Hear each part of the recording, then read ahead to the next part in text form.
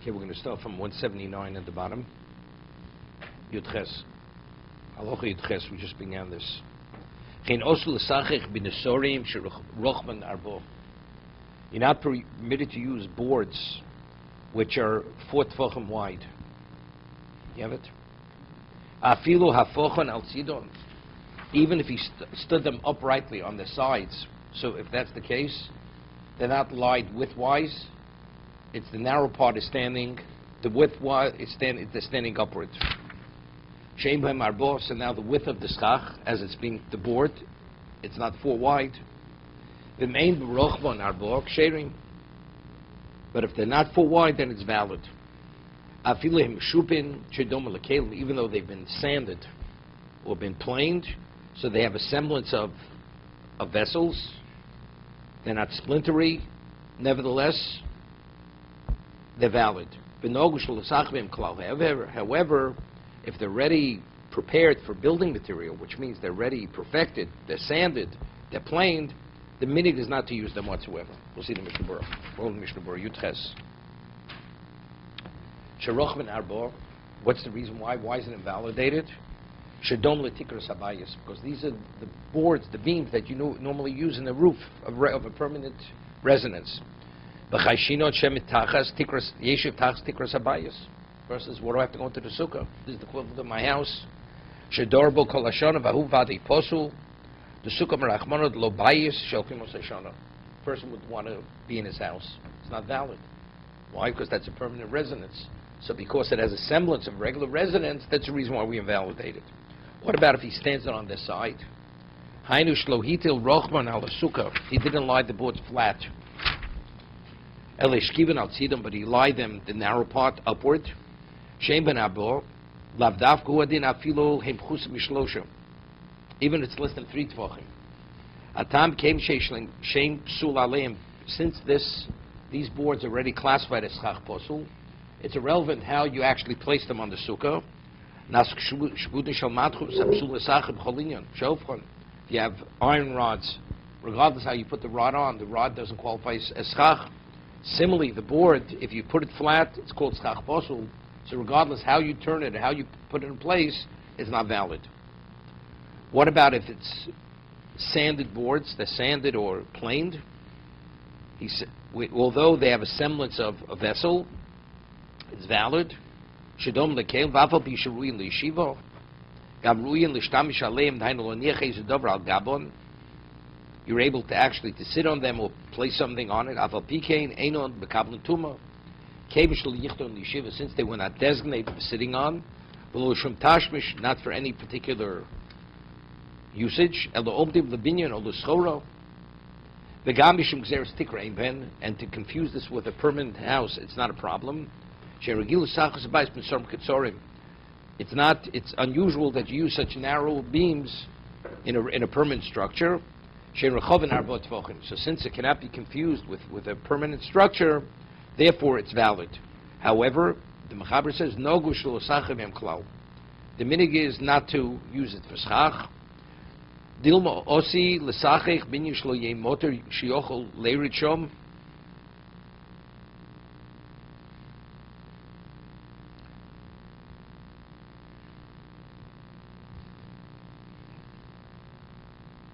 Interesting.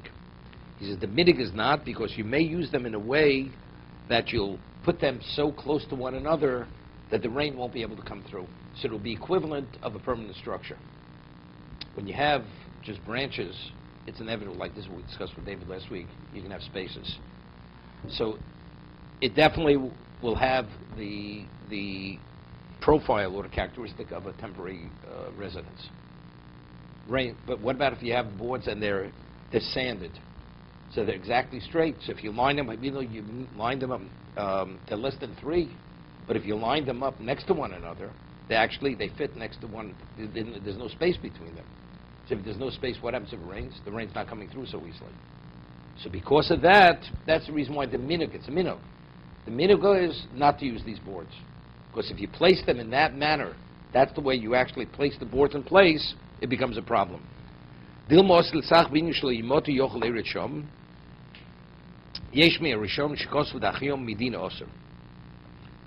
So, according to the Mechaber, it's only minok. He says, however, the Rishonim who say, quotes the Darkei Moshe, who say that on a Torah level they're not valid, even if it's less than 4. Hold the Bismanazeh Mesachon Boteya Bin Sorim Shem B'Marbot Tvochim Ikazeres Tikra. Since today we use such beams, even a beam that's less than 16 inches in width, they use it for building material in a regular ceiling. Therefore, today we invalidate it. Balkain, haletis, if you have lattice work, we're talking about lattice work on the roof. Alpi shem ben gzeres tikro shem sach men botein. Bikomoki shloch shechasach ukach shli yishom yordim besocho. This particular type of schach, right? Because you can use it in a way where you put it in a way, place it that the rain's not come through. V'koshkem b'shindlin.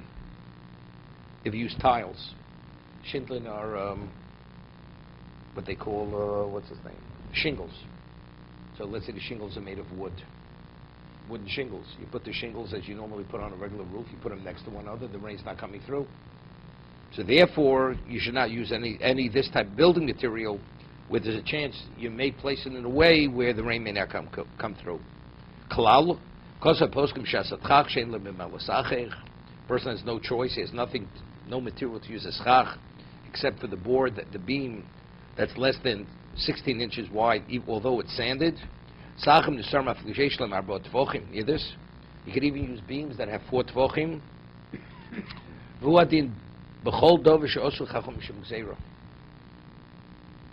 Because on a Torah level it's a valid sukkah.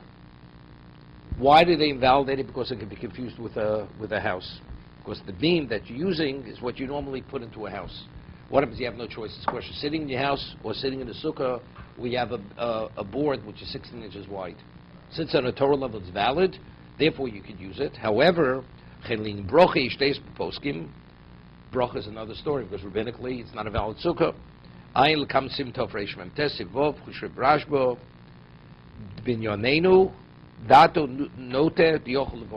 In a situation where you have no choice, even though under normal circumstances rabbinically it's not valid, but if you have no choice, the halacha is you can even say a bracha. We'll have to see till later. And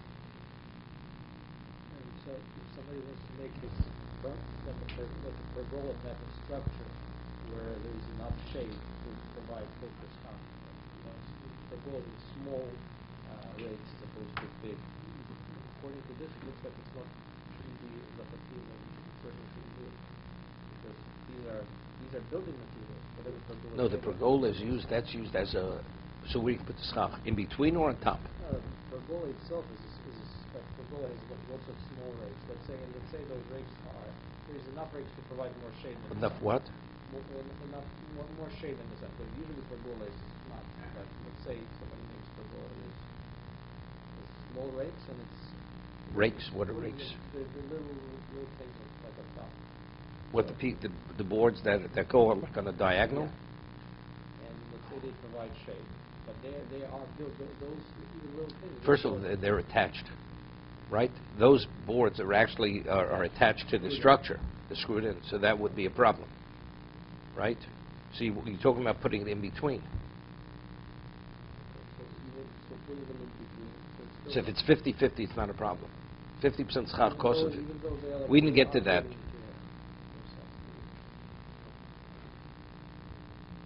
Okay, let's see your test.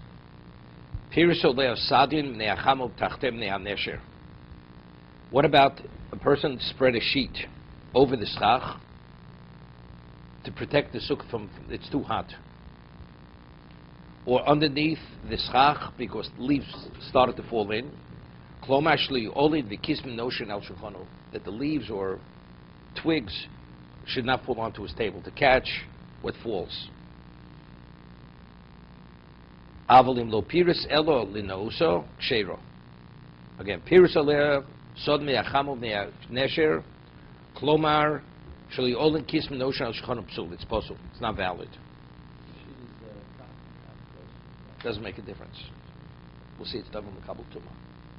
Double mekabel tumah. That's what it is. It's a sheet.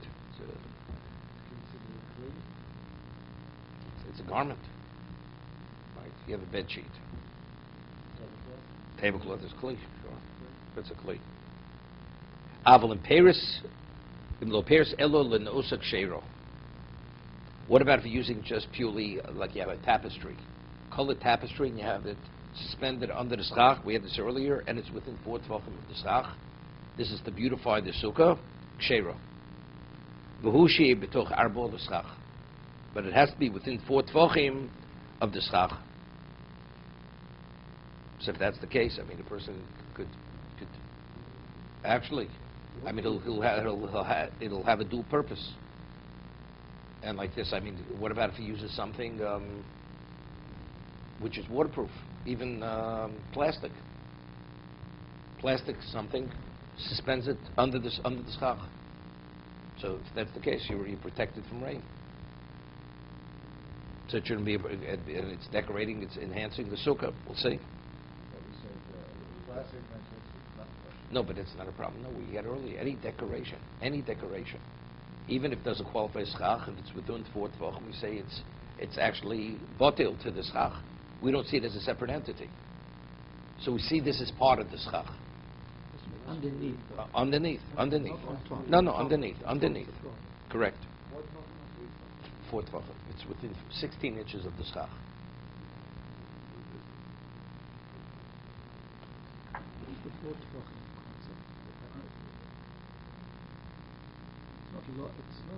It's called mokum. We have 4 tvachim is considered a location. It's like another location, right? The halacha is if you put something down in to be considered nakira noch on Shabbos. You bring something to rest. Location is 4 tvachim, right? Let's say you want to put something on a parking meter. You're not in violation of transporting on a Torah level. Of course, the location you brought it to rest is less than 4 tvachim. But if you bring it to rest on a location 4 tvachim, and it would be Rosh Hashanah, you're in violation of transporting. Because 4 tvachim is considered a location. That's what we usually think of that as surface area. Surface area. We're talking about surface area. This is. But it's that. But that's the concept. This is a distance. It's a distance. Because it's separate location. It's a separate location. That's. It has to be 4 tvachim. Or less. Is that what we're saying? Less than 4. Less than 4. Right, less than 4. Less than 4. So certainly lobber is operational. No, it's, once well, you get under 3. No, if it's less than 3, it's not a question. It's easy. It's just between Right. 3 and 4. Between 3 and 4, correct. Up to 4. Up to 4. No, but this would be an impossibility. I mean, you want to spread a piece of plastic, which decorates the sukkah. I mean, could it be permitted? We'll have to see. What would you say? Yes? No. Definitely not. Not. Even if it's decorative.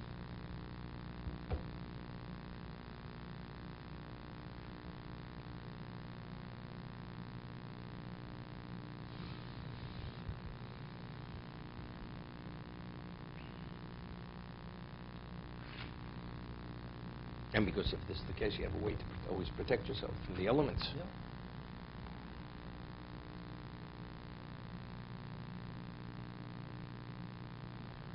Okay, just let's do a little Mishna Berura here. Peris oleh sad min yachamo tachto min yanesher. Ad kan loshna Mishnah. V'dasam chaber de rishona dim yachamo hu kipshote. Meaning simply, you protect yourself from the sun. Shoysa asuka tzilosim rubin chamoso. Initially, the sukkah, independent of this covering, the schach provides more shade than sun. He wants to block out the sun totally. You have more shade than sun, but he doesn't want to have sun whatsoever. He doesn't want anything psula. Again, the sheet is a davar makabel tuma.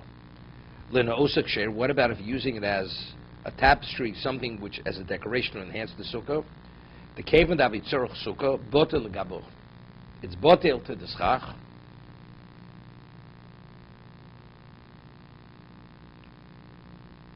Yeah. We speak where initially the schach provided more shade than sun. He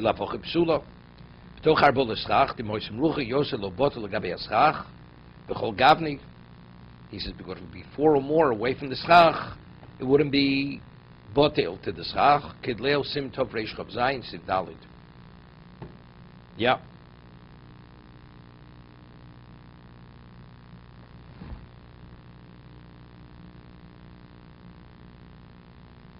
Yeah.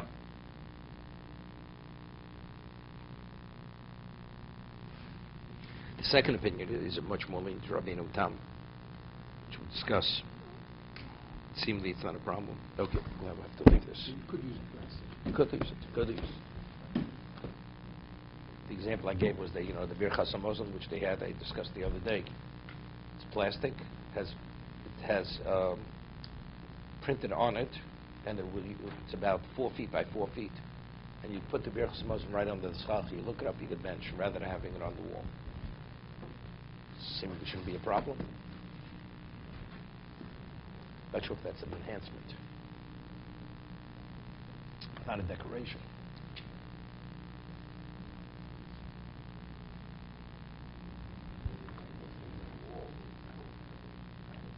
No. If you have panels which decorate, that's decoration. It's decorative. Something done like with calligraphy or nice. Shouldn't be a problem.